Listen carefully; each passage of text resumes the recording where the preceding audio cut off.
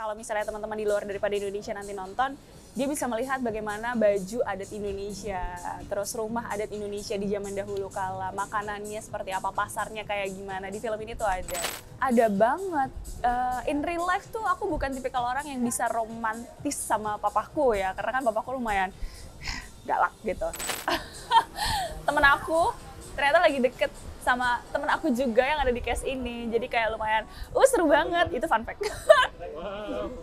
Halo Sobat Grit, aku Afizihan. Di film Anak Kunti aku berperan sebagai Aziza. Aziza adalah sahabatnya Sarah yang membantu Sarah untuk melewati setiap konflik yang Sarah hadapi gitu. Kalau film Anak Kunti menurut ini cerita tentang apa sih? Film Anak Kunti itu berbeda dengan film kuntilanak lainnya dan film horor lainnya karena film ini menceritakan point of view dari anak yang mencari identitinya, khususnya adalah ibunya sendiri gitu loh. Bukan tentang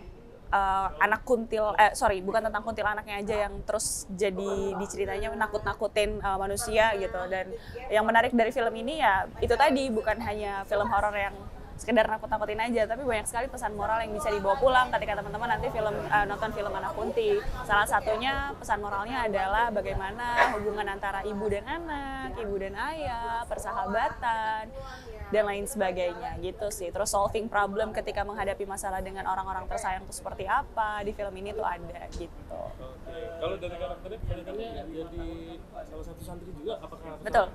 Kenapa?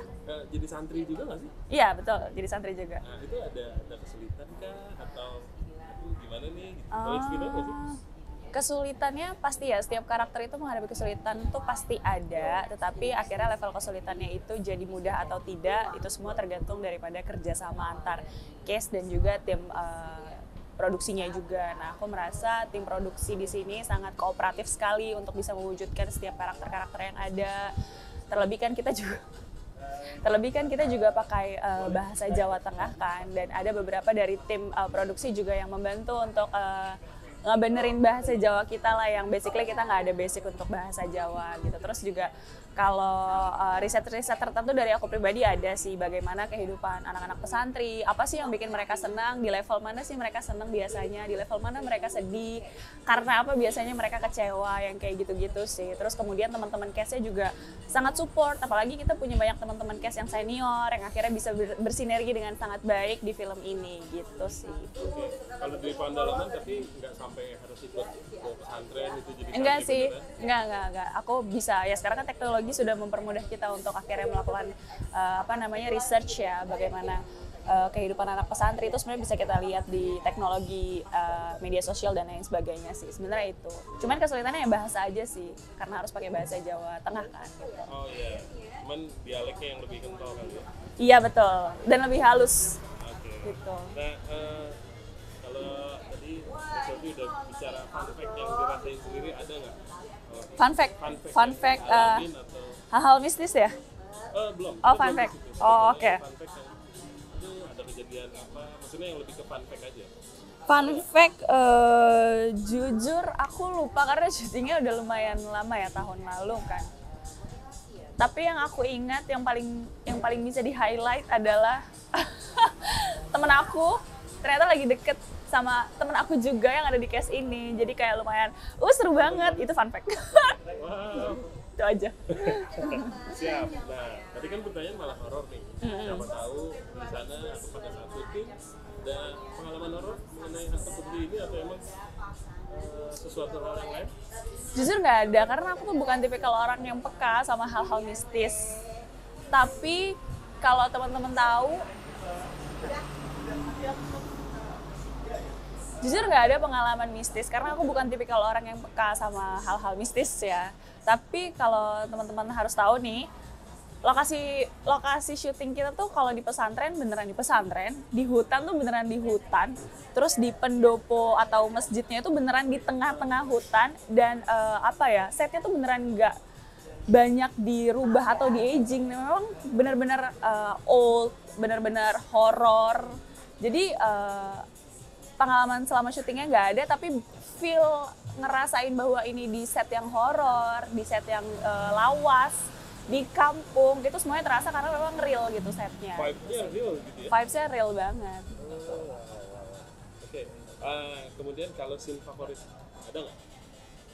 Ada, scene favorit aku selain sama Sarah adalah sama bapakku sendiri, Pak Iwake, di mana ada scene yang sangat intens dan emosional sekali. Di situ layernya banyak sekali yang harus aku tunjukin, antara aku sayang sama bapakku, tapi aku juga kecewa sama bapakku, aku sebel sama bapakku, tapi aku juga nggak mau jadi anak yang durhaka sama bapakku. Itu semuanya banyak banget, tapi harus disampaikan dengan rapih gitu loh. Dan memorable sekali karena itu tadi yang aku bilang, Pak Iwa benar-benar bisa memberikan energi yang sangat membantu aku untuk mempermudah akhirnya berinteraksi dengan ya terasa sama bapak sendiri gitu loh. Terus sih. Oke, berarti ada pesan atau pesan yang didapat dari karakter ini dong? Ada banget. In real life tuh aku bukan tipikal orang yang bisa romantis sama papaku ya, karena kan papaku lumayan galak gitu. Tapi di sini, di film ini kan ceritanya aku cuma punya bapakku doang. Selama aku kecil, aku cuma diurus sama papaku kan.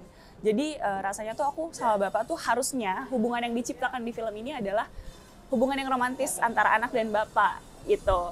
Nah, akhirnya untuk aku yang tidak cukup romantis dengan bapakku, jadi lebih mudah diwujudkan di sini karena Pak Iwa itu orangnya deep sekali, orangnya sensitif dan emosional. Jadi kalau kita di luar daripada set untuk bangun chemistry antara antara bapak dan anak tuh sangat mudah karena yang kita obrolin memang tentang perasaan manusia, tentang bagaimana cara manusia menghadapi masalah, point of view manusia melihat sebuah masalah dan cara menyelesaikannya. Jadi seru banget sih di luar daripada syuting ngobrol sama Pak Iwa. Bahkan ada satu momen yang aku harus nangis karena bapakku. Tapi di situ dimudahkan sekali hanya dengan kita duduk berdua, kita diam, kita nggak ngobrol. Terus ada satu momen yang kita secara nggak sengaja eye contact bareng-bareng. Terus Pak Iwa cuma gini. Nah itu menghangatkan aku banget sih sebelum take gitu. Jadi artinya Anak Kunti ini sebetulnya nggak hanya horor dong ya? Nggak hanya horor. Aku selalu sampein itu sih ke siapapun yang tanya tentang film Anak Kunti.